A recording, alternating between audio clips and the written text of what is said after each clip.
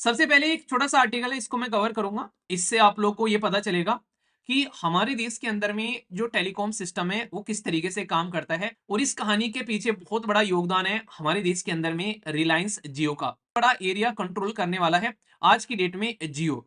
इसका मार्केट के अंदर में अगर आप लोग बोलो कि 100 लोगों के पास में कनेक्शन है आज की डेट में, उसमें से 40 से 50 कनेक्शन जो है आप लोग को जियो के देखने को मिलेंगे, के अंदर में देखने को मिलेगा। लगभग 32% मार्केट इसके पास में है।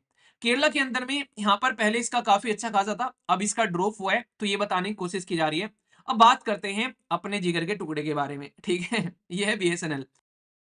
सबसे पहले एक छोटा सा आर्टिकल है, इसको मैं कवर करूंगा। इससे आप लोग को ये पता चलेगा कि हमारे देश के अंदर में जो टेलीकॉम सिस्टम है वो किस तरीके से काम करता है और किसका डोमिनेशन है अलग अलग एरिया के अंदर में। आप लोग क्या लगता है सबसे ज्यादा डोमिनेशन किसका है? तो इसके बारे में यहाँ पर बकायदा बताया गया है कि West Bengal, west UP west जो है, यूपी ईस्ट जो है, क्योंकि यूपी काफी बड़ा हो जाता है पॉपुलेशन वाइज, उसको अलग अलग एरिया में डिवाइड किया गया है, ठीक है। ये आप लोग समझ सकते हैं, ठीक है। तो ये आप लोग ध्यान रखिएगा। साथ ही साथ में यहाँ पर तमिलनाडु हो गया, राजस्थान हो गया, पंजाब हो गया, उड़ीसा हो गया, महाराष्ट्र हो गया। तो इन्होंने एनालिसिस किया कि हमारे देश के अंदर में जो टेलीकॉम नेटवर्क है वो कहाँ कहाँ पर किस किस एरिया से कैसे फैला हुआ है। आज की डेट में एक शब्द आप लोग याद रखिएगा, यहाँ पर मैं उसके बारे में आगे डिस्कस भी करूंगा। नॉर्मली टेलीकॉम सर्विस अगर आप लोग देखोगे थोड़ी हिस्ट्री उठाकर, तो बीएसएनएल का दबदबा हुआ करता था। बीएसएनएल का दबदबा हुआ करता था, इवन लैंडलाइन कनेक्शन हुआ करते थे।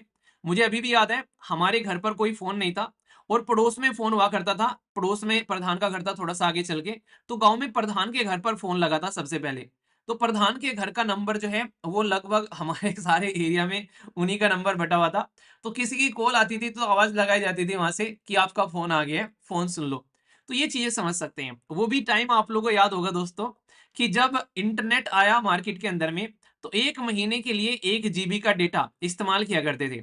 कई बार तो ऐसा भी हुआ करता था कि भाई साहब एक कॉल जो हुआ करती थी 59 सेकंड तक अपनी कॉल देखने का देखा करते थे कि अगली कॉल न लग जाए, उससे पहले ही फोन को टर्मिनेट कर दिया करते थे।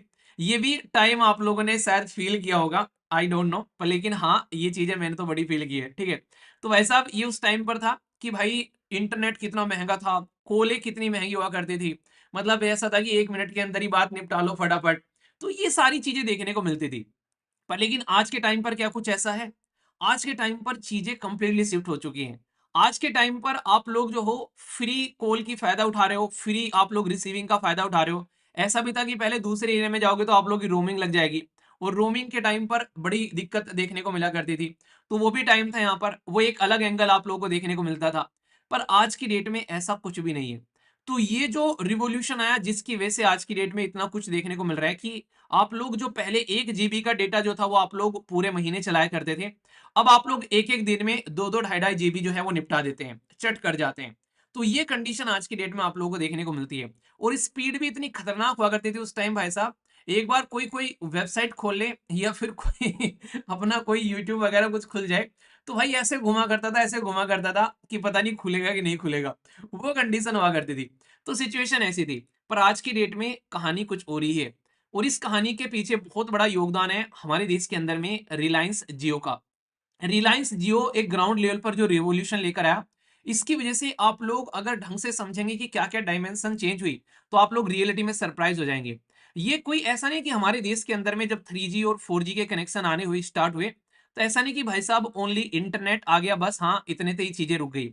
आप लोग सोचो आज की डेट में जब से हमारे पास में इंटरनेट आ चुका है, कितनी सारी चीजें इंटरनेट के ऊपर में डिपेंडेंट हो चुकी हैं। इवन सुप्रीम कोर्ट के और हाई कोर्ट के यहां तक डिसीजन आ चुके हैं कि इंटरनेट को एज ए फंडामेंटल राइट में इंक्लूड कर दिया गया है कि भाई साहब ये इंसान की एक ऐसी रिक्वायरमेंट बन चुका है जिसके बिना आज की डेट में काम नहीं चलेगा।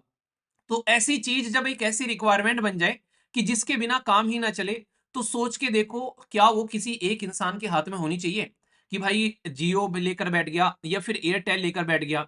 तो ये एक ऐसी चीज है जिसमें कहीं ना कहीं अब सरकार का कंट्रोल होना चाहिए, क्योंकि टेलीकॉम सेक्टर में अगर कोई पार्टी घुस गई और उसका दबदबा बन गया और वो कल को चलकर अपनी मनमानी चलाने लगे, जैसे रिसेंटली अभी यहाँ पर जियो ने किया था, इतने सारे दाम बढ़ा दिए जिसकी कुछ हद नहीं है। वो तो अलग बात है कि प्रोटेस्ट हुआ काफी लार्ज स्केल पर और फिर चीजें डाउन हो गई, वरना कहानी अलग ही लेवल पर आप लोगों को देखने को मिल रही थी। तो इसलिए यहाँ पर एक एनालिसिस किया जा रहा है कि किस तरीके से सरकार जो है उसको रिलायंस जियो और एयरटेल के साइड में अपनी खुद की भी एक कंपनी जिसका नाम है बीएसएनएल उसको मार्केट में उतारना चाहिए और किस तरीके से इसका फायदा देखने को मिलेगा। पर आज की डेट में किसका डोमिनेशन है मैं आप लोग को यहाँ पर ये बताता हूँ, ठीक है। तो याद रखिएगा यहाँ पर ये काफी इंपॉर्टेंट इसलिए हो जाता है क्योंकि सुप्रीम कोर्ट ने अभी इसी चीज को बोला कि अगर किसी इंसान को बिजनेस करना है तो आर्टिकल 19 के तहत में वो बिजनेस को करने के लिए उसको इंटरनेट की रिक्वायरमेंट है। किसी इंसान को कोई इंफॉर्मेशन चाहिए तो आप लोगों को पता है आरटीआई के तहत भी आज की डेट में ये जब हमारे देश के अंदर में इलेक्ट्रोल बॉन्ड स्कीम को सुप्रीम कोर्ट ने ध्वस्त किया था यानी कि बर्खास्त किया था, उस टाइम पर भी बोला था आर्टिकल 19 के बारे में आरटीआई के अंदर में। तो आर्टिकल 19 के तहत में आप लोगों को इन्फॉर्मेशन चाहिए, सोशल मीडिया का इस्तेमाल आज की डेट में आप लोगों को करना है तो आर्टिकल 19 के लिए कर सकते हैं। एजुकेशन के अंदर में जब आप लोग बात करते हैं इंटरनेट का इस्तेमाल करते हैं तो आर्टिकल 21 ए की बात यहाँ पर की जाती है। हेल्थ से रिलेटेड आप लोग को अगर कोई सर्विस चाहिए आर्टिकल 21 के अंदर में आती है तो आप लोग ऑनलाइन डॉक्टर की सर्विस आप लोग ले सकते हो। तो ये ऐसी ऐसी चीजें हैं कि आज की डेट में इंटरनेट के बिना जो सर्वाइवल है वो नेक्स्ट टू इम्पॉसिबल हो चुका है। तो आर्टिकल 19 और आर्टिकल 21 ये डायरेक्टली आप लोगों का इंटरनेट के साथ में कनेक्ट हो जाता है। तो याद रखना किस पार्ट में है ये, पार्ट थर्ड में है। और पार्ट थर्ड जो है वो फंडामेंटल राइट है हमारे संविधान के अंदर में जो कि आर्टिकल 12 से आर्टिकल 35 तक देखने को मिलता है। तो इंटरनेट जो है वो यहाँ पर किसी एक इंसान के हाथ की कठपुतली नहीं होना चाहिए, ये चीज आप लोग यहाँ से समझ सकते हैं। आज की डेट में अगर आप लोग चीजों को ध्यान से समझोगे तो भाई साहब सबसे ज्यादा बड़ा एरिया जो कैप्चर किया गया है वो किया गया है किसके द्वारा, जियो के द्वारा। तो जियो कॉम के पास में टोटल मिलाकर 12 ये टेलीकॉम सर्कल है। जैसे नहीं अलग अलग स्टेट को आप लोग डिवाइड कर देते हैं इस तरीके से किस किस एरिया में कौन कौन से कंट्रोल करते हैं आज की डेट में, तो इसमें सबसे बड़ा एरिया कंट्रोल करने वाला है आज की डेट में जियो। इसका मार्केट के अंदर में अगर आप लोग बोलो कि 100 लोगों के पास में कनेक्शन है आज की डेट में, उसमें से 40 से 50 कनेक्शन जो है आप लोग को जियो के देखने को मिलेंगे। मतलब आज की डेट में लोग कैसे लेकर चल रहे हैं, जैसे मान लीजिए मेरे पास में एयरटेल का कनेक्शन है, मेरे पास में जियो का कनेक्शन है, तो यहाँ पर इंसान कैसे करता है, इंसान ये करता है कि एयरटेल तो पहले सबके पास में हुआ करता था तो वो तो उसी नाम से है कि भाई साहब ये नाम है वीर, इसका नाम है, ये कनेक्शन हो गया एयरटेल का, ठीक है, नाम लिख दिया वीर, ठीक है। पर लेकिन अब पता चला वीर के पास में एक जियो का भी कनेक्शन आ गया तो अब उसके सामने लिख दिया वीर जियो। तो यहाँ पर ऐसी कंडीशन बन गई, तो यहाँ पर फिर पता चला वीर के पास में बीएसएनएल का भी कनेक्शन है तो उसके सामने लिख दिया वीर बीएसएनएल, ठीक है। तो इस तरीके से तो यानी कि ये एक तरीके का ऐसा बन गया जैसे भाई साहब किसी का सरनेम हो, हर एक नंबर के आगे जियो, हर एक नंबर के आगे ऐसे। तो ये कंडीशन आप लोगों को देखने को मिलती है। तो बहुत सारे आज की डेट में, पहले तो ऐसा था कि एक ही मोबाइल के अंदर में एक सिम आया करता था तो लोग जो है दो दो फोन रखा करते थे। फिर अब एक ही मोबाइल के अंदर में दो सिम भी आने लगे तो इसकी वजह से चीजें जो हैं वो थोड़ी सी और सेट हो गई यहाँ पर, ठीक है। अभी यहाँ पर अगर आप लोग बात करते हैं तो जो डोमिनेशन है मार्केट के अंदर में बीएसएनएल का, सॉरी जियो का, तो इसमें आप लोग को कोलकाता, महाराष्ट्र, गुजरात, इसी के साथ में उड़ीसा, वेस्ट बंगाल, राजस्थान, ये बहुत बड़ा एरिया देखने को मिलेगा। और लगभग 40% आप लोग देखने को मिलेगा, लेस देन 40% एरिया आप लोग को उत्तर प्रदेश में, ईस्ट और वेस्ट में, मुंबई, इसी के साथ में दिल्ली और हरियाणा वाले रीजन में, और अगर जाओगे मध्य प्रदेश में लगभग 55% एरिया जो है वो आप लोग को जियो के पास में देखने को मिलेगा। यानी कि जियो की जो मार्केट है वो आज की डेट में सबसे बड़ी है। और सबसे बड़ी होने का इसका रीजन भी यही है कि इन्होंने जिस तरीके से मार्केट में एंट्री करी थी सब कुछ फ्री प्रोवाइड कराकर, तो लोगों को नेटवर्क पर शिफ्ट कर दिया और उसके बाद में इन्होंने फिर पेमेंट लेना स्टार्ट किया। इसकी वजह से हर एक इंसान के पास में आज की डेट में एक जियो का फोन एटलीस्ट आप लोग को देखने को मिलता ही मिलता है, ठीक है। दूसरे नंबर पर आता है एयरटेल। एयरटेल को एक बार तो ऐसा लग रहा था कि मार्केट से गायब हो जाएगा, पर लेकिन फिर भी इसने कई सारे हथकंडे अपनाए और अपने आप को सस्टेन किया। तो आज की डेट में 9 टेलीकॉम सर्किल जो है वो एयरटेल के पास में आप लोगों को देखने को मिलेंगे, जिसमें 40 से 50% जो मार्केट शेयर है वो एयरटेल के पास में है। यानी कि जियो और एयरटेल जो है वो आज की डेट में एक इस तरीके से टक्कर पर एक दूसरे के साथ में टक्कर लेकर चल रहे हैं कि तीसरा कोई एंट्री ही नहीं कर सकता यहाँ पर, ऐसी मार्केट पे इनकी कमांड देखने को मिलेगी। तो यहाँ पर कर्नाटका, आंध्र प्रदेश, आसाम, बिहार, हिमाचल प्रदेश, यहाँ पर 40 से 50% मार्केट इनकी देखने को मिलेगी। और लगभग तमिलनाडु और पंजाब के अंदर में 40% से कम मार्केट है। और बाकी नॉर्थ ईस्ट वाले एरिया में, और आप लोग जाओगे अगर जम्मू एंड कश्मीर वाले एरिया में, तो 50% आप लोग को एयरटेल का कंट्रोल नजर आएगा, ठीक है। मतलब कहने का यह है कि जो मुझे पर्सनली एयरटेल की अच्छी चीज लगती है, कहीं भी चले जाओ आप लोग यहाँ पर कुछ ना कुछ नेटवर्क आप लोग को मिल जाएगी। तो एयरटेल ने अपने आप को नेटवर्क के पॉइंट ऑफ से बड़े अच्छे तरीके से मार्केट के अंदर में स्टेब्लिश किया है। नेक्स्ट अगर मैं आप लोगों से बात करूं तो यह है वोडाफोन। वोडाफोन के बारे में हम लोग अगर बात करें तो वोडाफोन आज की डेट में इसके पास में एक टेलीकॉम सर्किल है और जो कि केरला के अंदर में देखने को मिलेगा। लगभग 32% मार्केट इसके पास में है। केरला के अंदर में यहाँ पर पहले इसका काफी अच्छा खासा था, अब इसका ड्रॉप हुआ है, तो ये बताने की कोशिश की जा रही है। अब बात करते हैं अपने जिगर के टुकड़े के बारे में, ठीक है। यह है बीएसएनएल, जो कि बेचारा होले होले चल रहा है, पर लेकिन इतना है कि सरकार अगर इसके ऊपर में फोकस करेगी, जो कि अभी कर रही है, तो सरकार ने अभी टाटा के साथ में मिलकर जियो को फिर से स्टेब्लिश करने के लिए काफी अच्छे से सपोर्ट करने की बात की है। तो अगर मार्केट में भाई साहब जो यहाँ पर बीएसएनएल के साथ में टाटा का कॉम्बिनेशन होता है, तो ये हो सकता है कि कल को चलकर एयरटेल और जियो को टाटा बुलवा दे। तो यहाँ पर ये बड़ा अच्छा रहेगा। मतलब होना क्या चाहिए मार्केट के अंदर में कि अब यहाँ पर सरकार डिसाइड करे कि भाई जो टैरिफ प्लान है या फिर इंटरनेट जो है, ये यहाँ पर इनका मूल्य जो है वो कितना रहने वाला है, और उसके बेस पर फिर अपना एयरटेल और जियो जो है वो अपना भाव डिसाइड करें। मतलब ऐसा भी नहीं कि इनको भाई बर्बाद करना है, पर ऐसा भी नहीं कि हमारे सर पर नाचे। तो बैलेंस बनाकर चलने वाली बात आप लोगों को यहाँ पर देखने को मिलेगी। तो इसमें सबसे इंपॉर्टेंट अगर बात करें, बीएसएनएल आज की डेट में एक ठीक ठाक अगर आप लोग लेवल पर देखोगे तो केरला के अंदर में लगभग 20% मार्केट है। ओनली स्टेट जहां पर बीएसएनएल जो है वो एक प्रॉपर वे में आप लोग को एक्टिव देखने को मिलेगा, ठीक है। तो केरला के अंदर में एक तरीके से आप लोग बोल सकते हैं ये ठीक ठाक है, पर लेकिन ऐसा नहीं कि बहुत ही डोमिनेशन है यहाँ पर। इसमें भी जियो, एयरटेल, वोडाफोन आप लोग को देखने को मिलेंगे, सबके 20-20% आप लोग को यहाँ पर देखने को मिलते हैं। वोडाफोन और जो आइडिया है और बीएसएनएल जो है वो डिक्लाइन भी हुआ है मार्केट शेयर, जब से अभी आप लोग को देखने को मिलेगा मार्केट में जियो और एयरटेल का दबदबा आप लोग को देखने को मिलता है। तो इनके लिए सस्टेन करना जो है वो थोड़ा सा टफ पड़ जाता है। तो सबसे इंपॉर्टेंट बात क्या है, सरकार को इसके अंदर में इंटरवीन करना पड़ेगा, ताकि बीएसएनएल का जो है आज की डेट में सिम ले तो ले, पर लेकिन क्या बीएसएनएल के ऐसे नेटवर्क है जिसको इंसान जो है अच्छे से यूज कर सकता है। अभी तक भी भाई साहब 3G और 4G पर ये अटका हुआ है। अब जाकर 5G का इन्होंने एक्सपेरिमेंट किया है, तो अब जाकर इन्होंने लाइनें बिछानी स्टार्ट की है। तो किसको कैसे लेकर चलना चाहिए, मैं आप लोगों को एक इंटरेस्टिंग चीज बताता हूँ। अभी महाकुंभ का मेला जो चल रहा है इलाहाबाद उत्तर प्रदेश के अंदर में, प्रयागराज के अंदर में, आप लोगों को एक बड़ी खूबसूरत चीज देखने को मिलेगी कि एक शानदार तरीके का एडमिनिस्ट्रेशन का एक नमूना आप लोगों को नजर आएगा वहां पर, कि भाई सफाई के लिए कितनी, मतलब जरा सी देर में किसी ने फूल वूल डाले वहां पर, उसके अंदर में तुरंत उसको साफ कर दिया जाता है। कोई भी सड़कें होती हैं तुरंत क्लीन कर दी जाती है। मतलब सारी चीजें, सीसीटीवी कैमरे से सर्विलेंस हो रहा है, सिक्योरिटी के लिए दबा मस्त तरीके से पुलिस लगी हुई है। एडमिनिस्ट्रेशन का एक शानदार एग्जाम्पल है वहां पर। अलाहाबाद वाला जो प्रयागराज वाला एरिया है वो आज की डेट में एक डिस्ट्रिक्ट के तौर पर है। तो वहां पर डिस्ट्रिक्ट मजिस्ट्रेट भी है, वहां पर एसपी भी है, वहां पर एसडीएम भी है।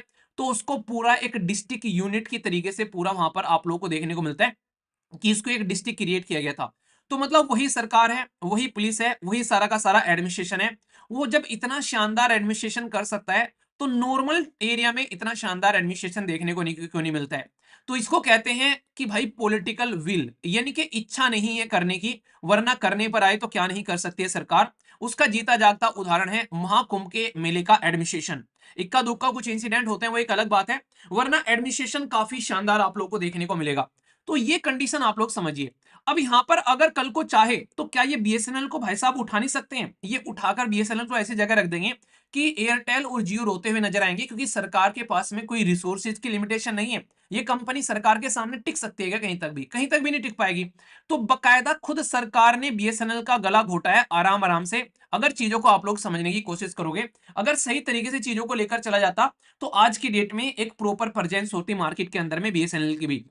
तो सबसे पहले तो जो डियोपोली आज की डेट में है, कहीं ना कहीं आप लोग समझ सकते हैं कि एयरटेल और जो जियो का मार्केट के अंदर में कंट्रोल है, इसकी वजह से यहां पर आप लोगों को देखने को मिलेगा इन जैसे बीएसएनएल और वोडाफोन जैसे जो हैं वो मार्केट से खत्म हो चुके हैं। अब दोनों ये मार्केट डिसाइड कर रहे हैं कि मार्केट को लेकर कैसे चलना है, ठीक है। वोडाफोन और आइडिया तो भाई साहब अलग अलग थे, एक साथ में जुड़ गए, फिर भी बेचारे अपने आप को थाम नहीं पाए, जैसे तैसे थोड़े बहुत केरला में पड़े हुए हैं। पर लेकिन एयरटेल और जियो जो है, उनका जो राइज देखने को मिला है यहाँ पर, ये एक तरीके से इंडिया के अंदर में एक अलग ही लेवल पर आप लोग को देखने को मिलेगा। इन्होंने इतनी शानदार सर्विस दे दी, इंटरनेट को लेकर एक अलग ही लेवल की कहानी इन्होंने प्रोवाइड करा दी, आप लोगों को देखने को मिलेगा। कॉल को लेकर भी अलग ही चीजें देखने को मिलेगी। एक टाइम पर बीएसएनएल के रिचार्ज जो है कितने बड़े, कितने एक तरीके से महंगे हुआ करते थे, थोड़े थोड़े से रिचार्ज आप लोग देख सकते हैं, इन्होंने उस चीज को भी काफी डाउन कर दिया। आज की डेट में हमारे देश के अंदर में अगर आप लोग इंटरनेट के बारे में बात करते हैं या फोन सर्विसेज के जो डेटा के रिचार्ज के बारे में बात करते हैं, एक रिपोर्ट ये बताती है कि भारत में इंटरनेशनल लेवल के कंपेयर में काफी कम है हमारे देश के अंदर में डेटा के चार्जेस। तो ये चीजें यहां पर पॉसिबल हो पाई रिलायंस जियो और एयरटेल की कंपटीशन की वजह से। तो कंपटीशन अच्छा होता है, पर लेकिन कल को चलकर अगर इन्होंने दोनों ने कार्टेलाइजेशन कर लिया तो क्या होगा? कार्टेलाइजेशन का मतलब समझते हो, और जो कि अभी देखने को भी मिल रहा है। कार्टेलाइजेशन का मतलब होता है कि भाई साहब ये मार्केट में तो दिखे कि कॉम्पिटिटर है एक दूसरे के, पर लेकिन अंदर ही अंदर दोनों हाथ मिला ले। कि जियो बोले कि मैं भाव बढ़ाऊंगा आपकी बार कॉल के, तू भी बढ़ा देना, ये बढ़ा देगा। ये बोले कि मैं इंटरनेट के बढ़ाऊंगा तो तू बढ़ा देना। तो यानी कि एक दूसरे के साथ में हाथ मिला लें, बिल्कुल ऐसे ही जैसे मार्केट में चार एप्पल बेचने वाली रेडी खड़ी हुई है। तो भाई साहब चारों ने डिसाइड कर लिया कि भाई एप्पल का भाव जो है वो 150 रुपए पर केजी से नीचे देना ही नहीं है किसी को। अब आप लोग सारी रेडी पर घूम जाओ, वो उतना ही देंगे यहाँ पर। तो ये क्या हो गया? ये तो कंपटीशन बर्बाद कर दिया। तो ये कार्टेलाइजेशन न हो जाए यहाँ पर, तो इसके चलते कोई ना कोई गवर्नमेंट का एक प्रॉपर एंटिटी ऐसा होना चाहिए जो इसके ऊपर में नजर रख सके और इन चीजों को कंट्रोल कर सके। तो ये बहुत इंपॉर्टेंट पॉइंट यहाँ पर निकल कर आता है। तो अगर बात करेंगे रीजनल मार्केट के अंदर में, तो कहीं ना कहीं एयरटेल काफी बड़ा रोल प्ले कर रहे हैं यहाँ पर। और स्ट्रॉन्ग होल्ड आप लोगों को देखने को मिलेगा जियो का है कई सारे एरिया के अंदर में। और डिक्लाइनिंग स्टेज में जो यहाँ पर वोडाफोन और जो बीएसएनएल है ये स्ट्रगल कर रहे हैं अपनी आउटसाइड बस केरला केरला के अंदर में। तो पूरे देश के अंदर में अगर आप लोगों को सिस्टम को लेकर चलना है तो कहीं ना कहीं गवर्नमेंट की एंट्री होना अब वाजिब है यहाँ पर, इसके बिना काम नहीं चलेगा। अगर गवर्नमेंट बीएसएनएल को ढंग से लेकर नहीं चलेगी तो कल को चलकर यहाँ पर हो सकता है कि इतनी सारी चीजें जब इंटरनेट के ऊपर डिपेंडेंट है आज के डेट में, चाहे एजुकेशन ले लो चाहे हेल्थ ले लो, गवर्नमेंट की सारी सर्विसेज के बारे में आप लोग बात कर लो। आज की डेट में सारे एडमिनिस्ट्रेशन, इतने सारे एप्लीकेशन, आज की डेट में क्या नहीं है हमारे देश के अंदर में इंटरनेट के ऊपर में डिपेंडेंट। तो ऐसा क्रिटिकल सेक्टर बन चुका है आज की डेट में ये इंटरनेट, कि इसमें गवर्नमेंट के पार्टिसिपेशन अगर नहीं रखोगे तो कल को चलकर बड़ी दिक्कत होने वाली है यहाँ पर। ठीक है, तो ये चीजें आप लोग यहाँ पर इस डेटा के पॉइंट ऑफ से समझ सकते हैं। बहुत ही इंपॉर्टेंट है, पूरा इसको ध्यान से रखिएगा क्या क्या चीजें हैं कल को लेकर आप लोगों से। ऑलरेडी इंटरनेट बैन को लेकर बात की जाती है बार बार, उसको लेकर भी कई बार आर्टिकल आप लोगों से पूछे जाते हैं। तो इसको लेकर कंफ्यूजन आना आप लोगों को बिल्कुल भी नहीं है।